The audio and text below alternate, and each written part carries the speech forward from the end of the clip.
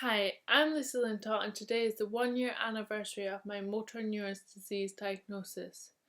In that moment, I was told how I'm going to become slowly paralysed over time. At any age, that's hard to hear, but at 19, you feel that everything you know is a lie and life is unfair. At first, I questioned what I'd done to deserve this diagnosis. Why me? I now know that I'll never know the answer to that, but I'm finally okay with that. It's been an emotional year filled with adventure and challenges, but I've loved every minute of it. I pushed myself past my limits, I found strength when I was just about to give up, I've laughed because otherwise I'd cry.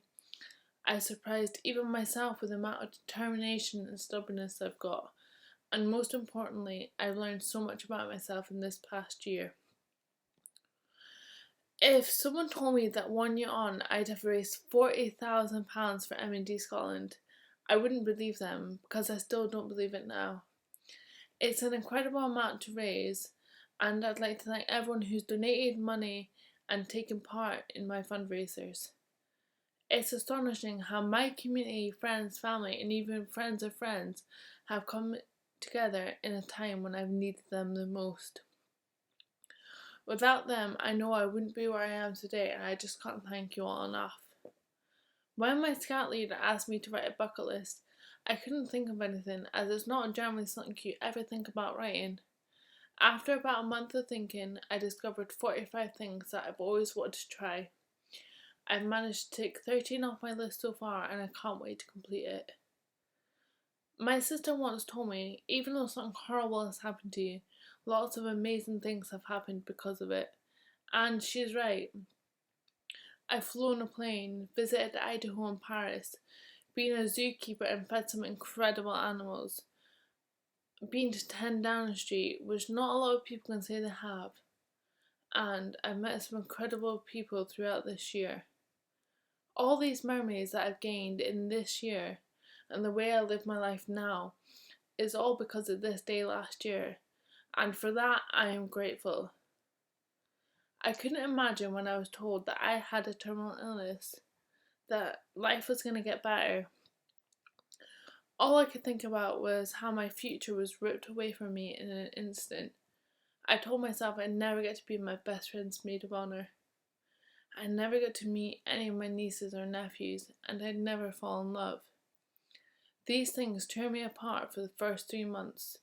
Some of these things may come true, but I don't concentrate on the nevers anymore, because that is just no way to live life. 1 year on, and I'm one of the lucky patients with this disease, as I'm still able to do almost everything. However, chores and tasks take me a lot longer to complete, and I have a sense of achievement after, say, buttoning up my jeans. One of the most difficult things I find is stairs. For me, it requires a lot of concentration and strength. My balance is not the best.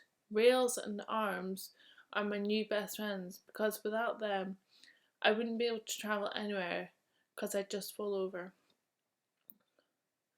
Can you imagine every time you walk down the street looking for all the slight inclines, declines, holes, and uneven slabs, and that's just the floor? I then have to manoeuvre around people and look for objects to hold on to for getting off and on the pavements. Even though life is hard, at no point am I going to give in to this disease, because I don't have to.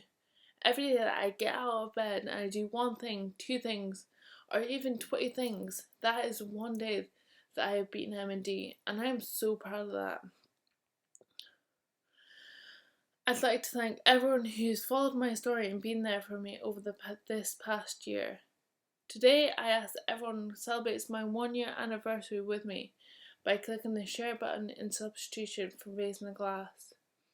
Thank you all, and I cannot wait to see what this next year brings me.